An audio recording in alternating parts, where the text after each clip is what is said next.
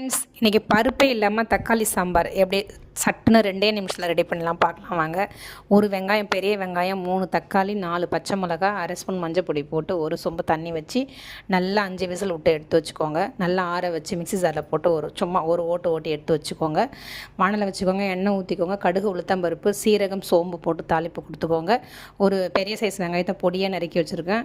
இஞ்சி பூண்டை நல்லா பொடியாக நறுக்கி வச்சுருக்கேன். போட்டு நல்லா வதக்கிக்கோங்க. பெருங்காயம் போட்டு வதக்கிக்கோங்க. கருவேப்பிலை போட்டு வதக்கிட்டு இந்த சாம்பார் பொடி ஒரு ஸ்பூன் போட்டுக்கோங்க. தனியாத்தூள் ஒரு ஸ்பூனு, மிளகாய்த்தூள் அரை ஸ்பூன் போட்டுக்கோங்க. நல்லா வதக்கி விட்டுட்டு பச்சை வாசனை போனதும் இந்த நம்ம அரைச்சி வச்சுருக்க இந்த விழுதை எடுத்து அதில் ஊற்றிடுங்க. தக்காளி, வெங்காயத்தை, பச்சை மிளகாயெல்லாம் அரைச்சி வச்சுருக்கிறது சூப்பராக எம்மியான நல்லா கொதி வரும்போது ஒரு 2 டேபிள் ஸ்பூன் கடலை மாவு கரைச்சி விட்டுருங்க. நல்லா ஒரு கொதி வந்ததும் நிறுத்தி விட்டுருங்க. சூப்பராக ரோட்டு கடை தக்காளி சாம்பார் செம்ம சூப்பராக இருக்கும் ஃப்ரெண்ட்ஸ். எம்மியாக இருக்கும். இட்லி, தோசை, இடியாப்பம் எல்லாத்துக்குமே காம்பினேஷன் நல்லாயிருக்கும். தேங்க்ஸ்.